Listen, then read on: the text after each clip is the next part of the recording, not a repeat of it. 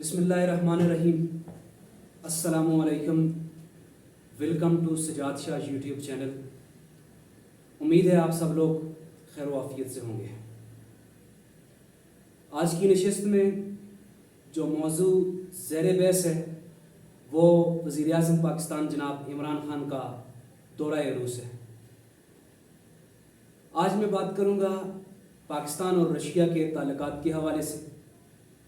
ماضی میں یہ تعلقات کیسے رہے، قیام پاکستان کے وقت دنیا کے اندر کی کیا صورتحال تھی.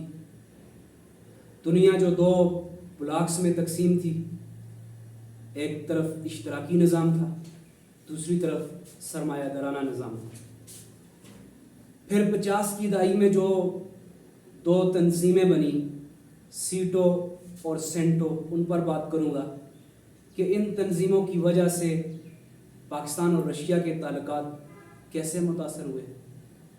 1960 میں ایک تاریخی واقعہ رونما ہوا، U2 اسپائی پلین انسیڈنٹ کے نام سے جس کو یاد کیا جاتا ہے. اس پر تھوڑا سا ذکر کروں گا. پھر مختلف ادوار میں رشیا اور پاکستان کے تعلقات کے حوالے سے، اور اب موجودہ دور میں جب عمران خان رشیا کا دورہ کر رہے ہیں تو اس کے کیا اثرات ہو سکتے ہیں. عنوان کی طرف آنے سے پہلے آپ سب سے گزارش ہے کہ ابھی تک اگر آپ نے میرا یوٹیوب چینل سبسکرائب نہیں کیا تو please Sajjad Shah YouTube channel کو سبسکرائب کیجئے اور اس کو آگے فردر شیئر کیجئے.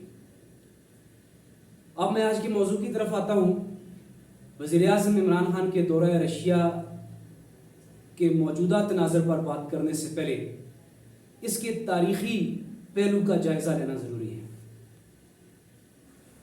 قیام پاکستان کے وقت یا قیام پاکستان سے پہلے آپ سب لوگ جانتے ہیں کہ 1945 کو سیکنڈ ورلڈ وار جو تھی یا جنگ عظیم دوم کا اختتام ہوا. دنیا کے اندر نئی تبدیلیاں رونما ہوئی اور دو بڑی طاقتیں آمنے سامنے آئیں.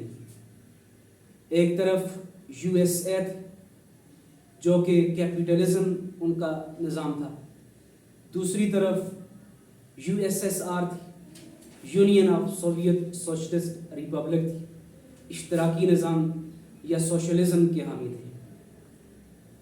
ورلڈ وار سیکنڈ کے بعد 1991 تک 1991 تک کا جو دور ہے اس کو سرد جنگ کا دور کہا جاتا ہے. کولڈ وار ایرا تھا. دو بڑی طاقتوں کی آپس میں لڑائی تھی اور اس لڑائی میں جو دنیا کے دیگر ممالک تھے یا ترقی پذیر ممالک تھے ان کو بھی مختلف طریقوں سے استعمال کیا گیا. قیام پاکستان کے بعد پاکستان نے جہاں سفارتی تعلقات قائم کرنا شروع کیے دوسری طاقتوں کے ساتھ، تو ارلی سٹیج پر پاکستان جو تھا اس کا جھکاؤ امریکن جو بلاک تھا اس کی طرف تھا.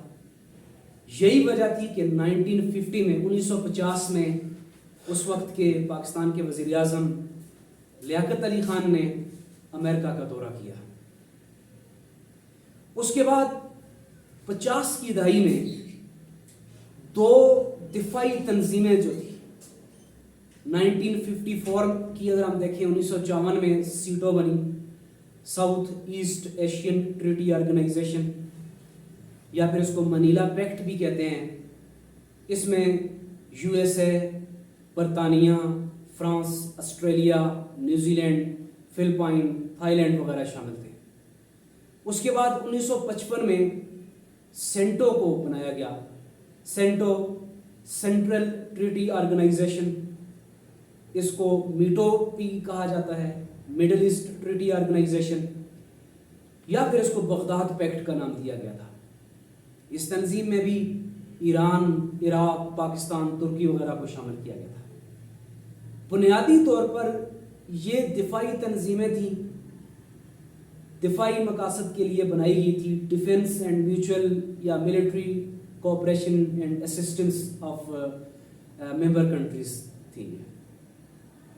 لیکن ان دفاعی تنظیموں یعنی سیٹو اور سینٹو کی آڑ میں امریکہ نے پاکستان میں خفیہ طور پر हवाई अड्डे हथिया लिए। नतीजा क्या हुआ, बाद में आने वाले वक्त में इसका पाकिस्तान को नाकाबिले तलाफ़ी नुकसान हुआ। इवन अयूब खान ने इसका जिक्र भी किया था कि इन मुआहदों में शामिल होकर पाकिस्तान ने गलती की है। आप देखें 1960 में अंदर जो एक इंसिडेंट हुआ जिससे पाकिस्तान और रशिया के ताल्लुकात मुतासर हुए, वो था U2 spy plan incident of 1960। अब ये इंसिडेंट क्या था, थोड़ी सी इस पर अगर हम बात करें तो 1960 में जैसे मैंने पहले जिक्र किया कि अमेरिका ने खुफिया तौर पर हवाई अड्डे पाकिस्तान के इस्तेमाल कर लिए थे, तो इस सूरत में 1960 में अमेरिका का एक तैयारा जिसको U2 स्पाई प्लान कहते थे, ये पाकिस्तान के हवाई अड्डों को इस्तेमाल करते हुए, ख़ासतौर पर पेशावर के आगे वर्टवीर के एयरपोर्ट को इस्तेमाल करते हुए ये रशिया पहुंचा। ये तैयारा स्पाई U2 प्लान जो था, इसने वहाँ जाके कुछ फोटोग्राफी वगैरह की। नतीजा क्या हुआ, रशियन एयरफोर्स के एक मिसाइल A-75 जो earth to surface to air उसका था, उसने इस प्लेन को अटैक किया और यूं ये तैयारा रशियन एयरफोर्स ने गिरा दिया।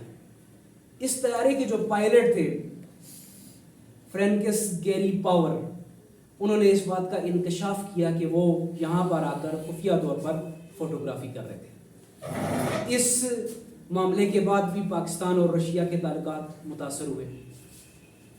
अगर हम 70 की दहाई की बात करें, मिलिट्री दौर का जब इख्तिताम हुआ, उसके बाद अगेन पाकिस्तान में एक जमहूरी दौर शुरू हुआ।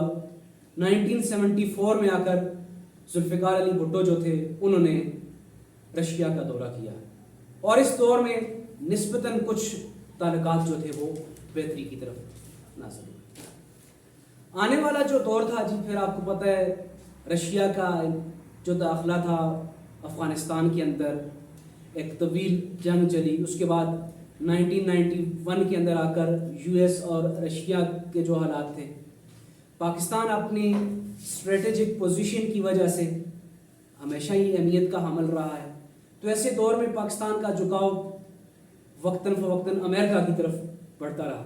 नतीजा क्या हुआ, पाकिस्तान और रशिया के जो ताल्लुकात हैं वो उतार चढ़ाव का शिकार रहे।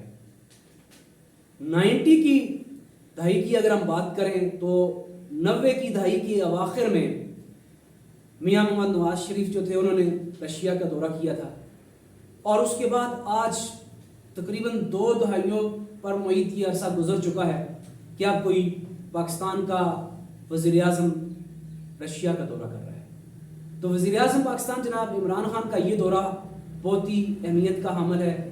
दुनिया की इस पर नज़रें हैं, अमेरिका इसको देख रहा है। अब यहाँ पर यह बात देखनी ज़रूरी है कि इस वक्त जो खित्ते की सूरत हाल है, अभी कुछ ही अर्सा पहले अमेरिकन जो है वो अफ़गानिस्तान से वापस गए हैं। फिर हम इस खित्ते की सूरत हाल को देखें, कश्मीर का मसला है, फिर इवन रशिया और यूक्रेन का तनाज़ा चल रहा है। ऐसी सूरत हाल में वज़ीर आज़म इमरान खान रशिया का दौरा कर रहे हैं, तो उम्मीद की जा सकती है कि दोनों ममालिक के सफारती ताल्लुकात में बहुत ज़्यादा बेहतरी आएगी।